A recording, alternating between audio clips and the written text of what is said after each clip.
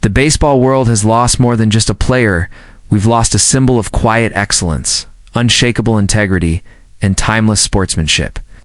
Ryne Sandberg, the Hall of Fame second baseman who defined an era for the Chicago Cubs and inspired countless young athletes with his steady brilliance, has passed away.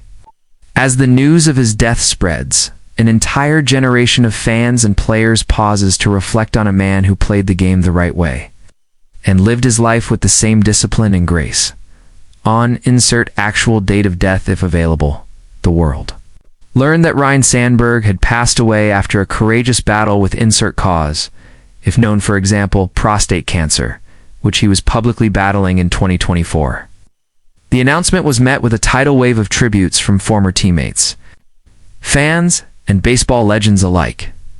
Wrigley Field dimmed its lights. Flags were flown at half-staff, and social media lit up with heartfelt messages that honored not just the player, but the man. Born on September 18, 1959, in Spokane, Washington, Ryne D. Sandberg was destined for greatness, though he never chased fame. He was drafted by the Philadelphia Phillies in 1978, but became a Chicago Cub in one of the most lopsided trades in MLB history, one that ultimately gifted Chicago one of its most beloved icons, nicknamed Ryne. Sandberg played 16 seasons in Major League Baseball, 15 of them with the Cubs. He was the definition of consistency, humble in demeanor, sharp in performance, and unmatched in defensive brilliance. In 1984, Sandberg had what is now known as the Sandberg Game, a nationally televised match against the St. Louis Cardinals, in which he hit 2 game-tying home runs off Hall of Famer Bruce Sutter. That performance didn't just seal his MVP win, it immortalized him in Cubs lore. But beyond stats and accolades, it was the way Sandberg played the game with quiet tenacity, flawless defense, and a bat that delivered when it mattered that earned him universal respect.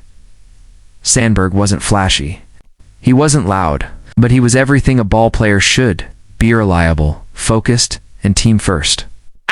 In an era of steroids and scandals, he was a beacon of clean competition and class. In his Hall of Fame induction speech, he said, "Respect the game, respect the fans, respect the opponent, play hard, and above all else, never disrespect the uniform." Those words became a credo not just for Cubs fans, but for anyone who's ever stepped on a baseball field. After retiring, Sandberg remained close to the game he loved. He managed in the minor leagues and later took the helm of the Philadelphia Phillies as their major league manager. Though his managerial stint was short-lived, his influence on younger players was profound. He later returned to the Cubs organization in various roles, always staying connected to the team and the fans who adored him. Ryne Sandberg was a devoted husband and father. He often spoke about the importance of family, and his Instagram and public appearances always reflected a man grounded in what mattered most. During his health battles, it was his family, his wife, children, and grandchildren who became his constant source of strength. In early 2024, he revealed his diagnosis with metastatic prostate cancer. Despite the grim news, he remained publicly optimistic and grateful, sharing his journey and encouraging men to get checked. Even in illness, he inspired. The outpouring of love has been overwhelming. From President Biden to MLB stars like Chris Bryant and Derek Jeter, tributes have poured in. Cubs statement today: "We lost more than a Hall of Famer. We lost the heart of Wrigley." Ryne Sandberg made generations fall in love with the Cubs. His name will forever be written in the ivy and the bricks.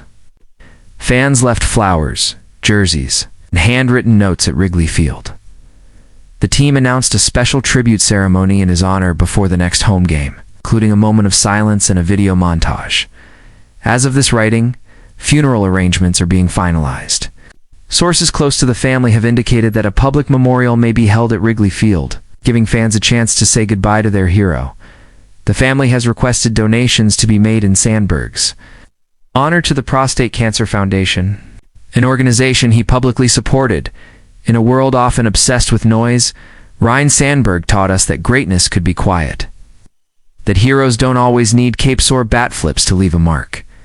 He was a Cub, a father, a fighter, and above all, a man of grace. For those who grew up watching baseball in the 1980s and 1990s, Sandberg wasn't just a second baseman. He was the second baseman. Precise, poised, and perpetually humble, he defined what it meant to lead not with words, but with actions.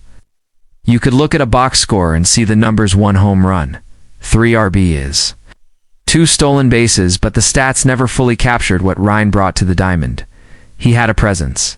Not loud, not flashy, just steady, reliable, timeless. It was June 23, 1984, the day that would later be known simply as the Sandberg Game. The Cubs were trailing the mighty St. Louis Cardinals, and Ryne Sandberg hit not 1, but 2 game-tying home runs off the seemingly invincible Bruce Sutter. It was a performance for the ages. It was a statement. It was Reno's way of saying, "I'm here." That game didn't just cement his place in Cubs. LaRich shifted the narrative of what second baseman could be. It wasn't just a slick glove in the infield. Could hit for power, steal bases, and command a game with quiet intensity. Sandberg redefined the position, and in doing so, he redefined how young players approach the game. Away from the bright lights of Wrigley, Ryne was a deeply private man. Interviews weren't his favorite thing. He wasn't one to chase endorsement deals or late-night show appearances. What mattered more was family, integrity, teaching the game the right way. Those who knew him best spoke of a man who led by listening. He didn't walk into a room and demand attention, but when he spoke, people leaned in. When a rookie came to the clubhouse nervous and overwhelmed, it was Reno who took him under his wing. Not with a speech, but with a nod, a word of encouragement, a quiet example it's easy to talk about. Ryne Sandberg, the Hall of Famer, the Gold Glover, the MVP, but it's just as important to talk about Ryne Sandberg, the mentor, the friend, the dad who showed up to Little League games not as a celebrity, but as a proud father in the stands. In his later years, Sandberg faced his biggest battle not against a fastball, but against cancer. Diagnosed with metastatic prostate cancer, he chose once again to meet adversity the only way he knew how. With quiet resolve, he didn't seek sympathy. He didn't post about it for attention. Instead, he spent his remaining time surrounded by those who loved him, continuing to give back to the Cubs community and showing the same grit that made him a legend on the field. And even as his body weakened, his spirit didn't. He made appearances when he could. He smiled when it hurt. He reminded fans and his family that courage doesn't always roar. Sometimes it whispers, "Keep going." When news of Ryne Sandberg's passing broke, the tributes poured in not just from teammates and coaches, but from fans. Kind of fans who named their dogs Reno, the ones who wore number 23 at Little League, the ones who passed down his baseball cards like family heirlooms. Wrigley Field dimmed its lights. The flags flew at half-mast. A moment of silence echoed across the ivy-covered walls where Ryne once turned double plays with surgical precision, and then came the roar. The cheer that said, "We remember, we honor, we love you." It wasn't just Chicago that mourned, it was the baseball world, because in every dugout, there's still a kid dreaming of playing with Sandberg's focus. In every father-son game of catch, there's a lesson about doing things the right way because that's how Reno did it.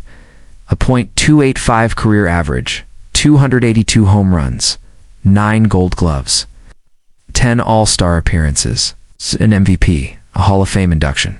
Yes, the numbers are there. They always will be. But Ryne Sandberg's real legacy can't be measured in statistics. It's in the thousands of kids who believed that being humble could still be cool. That working hard, keeping your head down, and treating others with respect could lead to greatness. It's in the way Cubs fans speak of him not like he was a player, but like he was a family member, a part of their lives. It's in the way the game feels a little emptier now, like a glove has been left lying on second base, like a chapter has closed.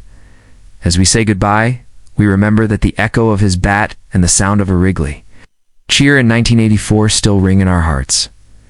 That's the beauty of a legacy like his. ID doesn't fade. It lives on in every kid who puts on a Cubs jersey dreaming of playing the game the way Reno did. He wasn't loud, but his impact was deafening. He didn't boast, but he inspired generations. He didn't chase fame, but he became immortal. Rest in peace, Ryne Sandberg. Your glove is gone from the field, but your spirit will always hover over second base.